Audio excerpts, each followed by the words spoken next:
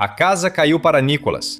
Segundo a apuração de Malu Gaspar no jornal O Globo, o deputado Nicolas Ferreira usou um jato do empresário Daniel Vorcaro, dono do Banco Master, para fazer campanha pela reeleição de Jair Bolsonaro em 2022.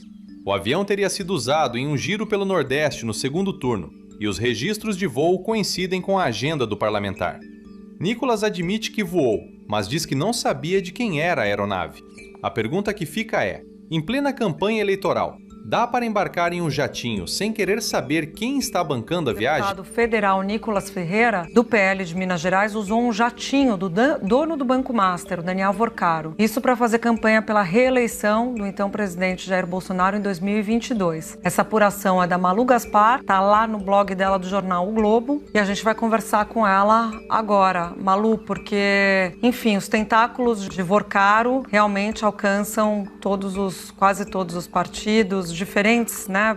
Partidos, judiciário, legislativo, executivo. É isso, Júlia. O Vorcaro estendeu seus tentáculos por todos os setores de Brasília e aí sem distinção de ideologia. Eu falo que ele era ecumênico, democrático e ecumênico. E aí, assim, um dos instrumentos que ele tinha para se aproximar do mundo político eram seus aviões, né? Eram as mordomias que ele fornecia para autoridades de Brasília. E um desses aviões foi cedido, foi utilizado pelo deputado Nicolas Ferreira, já eleito deputado, foi no segundo turno de 2022, junto com o pastor Guilherme Batista, para fazer um giro pelo Brasil no segundo turno, por cidades do Nordeste, onde eles esperavam virar o jogo em relação ao atual presidente Lula, então era candidato, né? Bolsonaro era presidente, Lula era o candidato. O Lula tinha ido bem no primeiro turno e eles queriam virar o jogo. Eles criaram um evento chamado Juventude pelo Brasil, que percorreu os 9 estados do Nordeste e depois ainda foi para Brasília e para algumas cidades mineiras. E nesse giro ele contou, ele foi feito nesse avião do Vorcaro, um Phenom 300 da Embraer,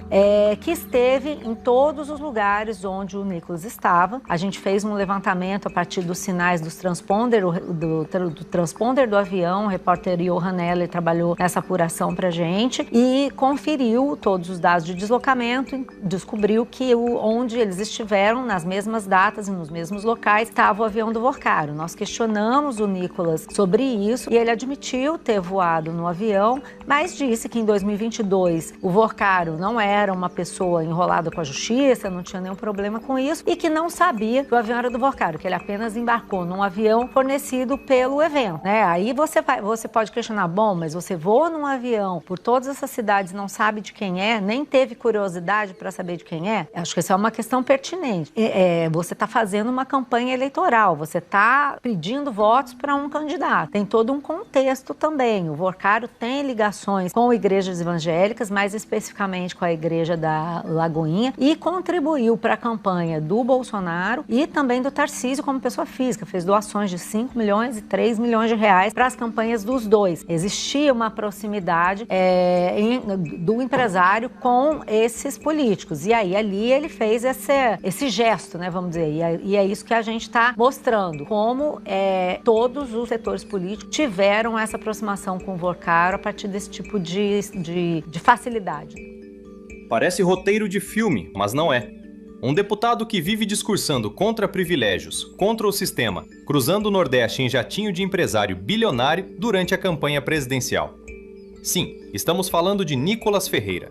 Segundo a apuração de Malu Gaspar no jornal O Globo, o parlamentar usou um avião de Daniel Vorcaro, dono do Banco Master, para fazer campanha pela reeleição de Jair Bolsonaro em 2022. E não para por aí. Agora presta atenção nisso. O giro chamado Juventude pelo Brasil percorreu os 9 estados do Nordeste no segundo turno, tentando virar votos contra Luiz Inácio Lula da Silva. Coincidência? O avião estava exatamente nas mesmas cidades, nas mesmas datas. Rastreamento de transponder, dado técnico, fato objetivo. Nicolas admite que voou, mas diz que não sabia de quem era o jatinho. Sério?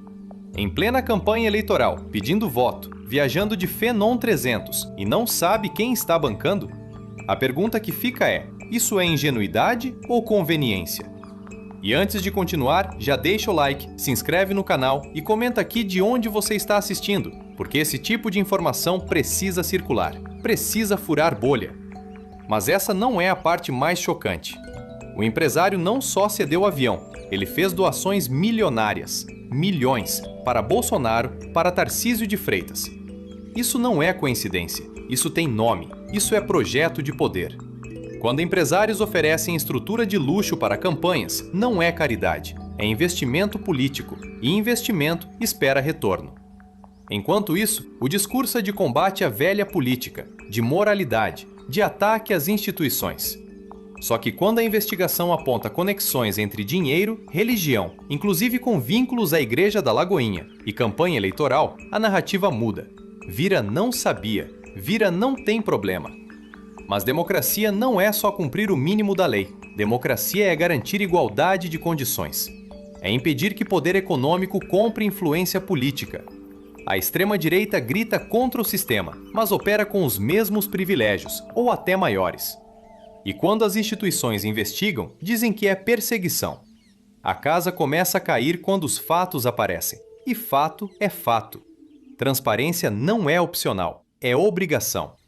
Porque quando o jatinho vira ferramenta de campanha, não é só sobre uma viagem. É sobre quem financia o poder e quem paga a conta no final. Reinaldo Azevedo critica Flávio Bolsonaro após o senador voltar a defender o impeachment de ministros do Supremo Tribunal Federal.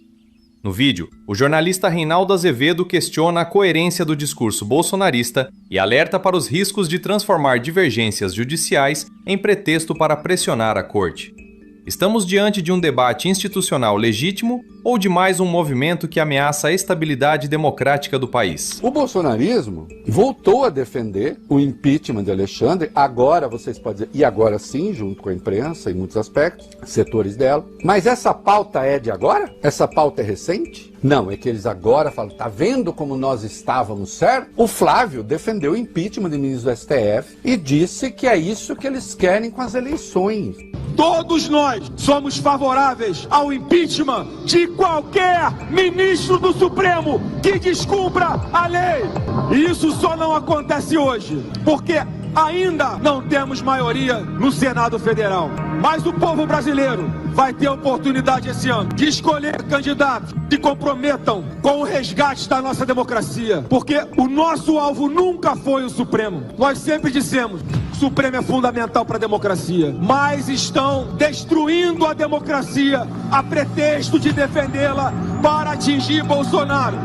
Então aí, o que eu acho bacana nesse raciocínio é o seguinte: nosso alvo nunca foi o Supremo, a menos que o Supremo descumpra a lei. E quando é que o Supremo descumpre a lei? Quando ele faz aquilo que a gente não gosta. Aí ele descumpre a lei. Então basta que ele faça aquilo que a gente não gosta, a gente diz que ele descumpre a lei, e aí a gente passa a defender o impeachment do ministro Supremo. Agora, até defender o impeachment, é que nós tivemos uma trama golpista que não defendeu apenas impeachment, defendeu o assassinato também, não é? Defendeu que se fechasse a corte eleitoral. Era isso que se queria. O ministro Alexandre de Moraes estava na mira de golpistas que estavam na rua. Então, quando se diz, existe um Flávio moderado, é isso que é moderação? O Nicolas foi mais longe.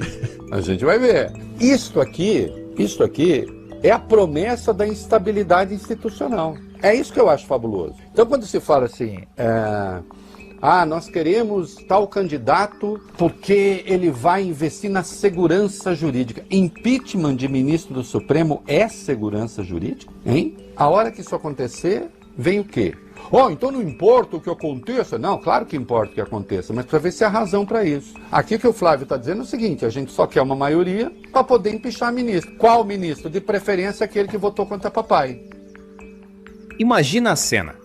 Um senador da República dizendo com todas as letras que só não pede o impeachment de ministros do Supremo porque ainda não tem maioria no Senado. Parece roteiro de filme, mas não é. É declaração pública de Flávio Bolsonaro. E não para por aí. Agora presta atenção nisso. Ele afirma que o alvo nunca foi o Supremo Tribunal Federal, mas condiciona a defesa da democracia à possibilidade de afastar ministros assim que tiver votos suficientes. Deixa eu repetir. Não é sobre crime comprovado. Não é sobre decisão transitada em julgado. É sobre ter maioria política para punir quem votou contra seus interesses. Foi nesse contexto que Reinaldo Azevedo expôs a contradição. O argumento é simples e perigoso. Se o Supremo decide algo que desagrada, então descumpre a lei. E se descumpre a lei, merece impeachment. Mas essa não é a parte mais chocante. O mais grave é transformar um instrumento extremo, previsto para situações excepcionais, em plataforma eleitoral. Isso não é coincidência. Isso tem nome. Isso é projeto de poder. Enquanto isso, a narrativa tenta vender a ideia de que atacar a corte é, na verdade, resgatar a democracia. Antes de continuar, já deixa o seu like, se inscreve no canal e comenta aqui de onde você está assistindo. Porque esse debate não é abstrato. Ele mexe com o futuro do país. Agora vamos ao ponto central. O Supremo existe para contrariar maiorias quando elas ameaçam a Constituição. Divergência jurídica não é crime. Decisão impopular não é ilegalidade. A pergunta que fica é: desde quando defender a Constituição virou motivo para retaliação política? Depois dos ataques de 8 de janeiro de 2023 em Brasília, quando extremistas tentaram deslegitimar o resultado das urnas, ficou evidente que parte da extrema-direita não aceita limites institucionais, inclusive com ameaças diretas a ministros como Alexandre de Moraes. E agora, sob discurso de segurança jurídica, o que se propõe é exatamente o oposto: instabilidade institucional.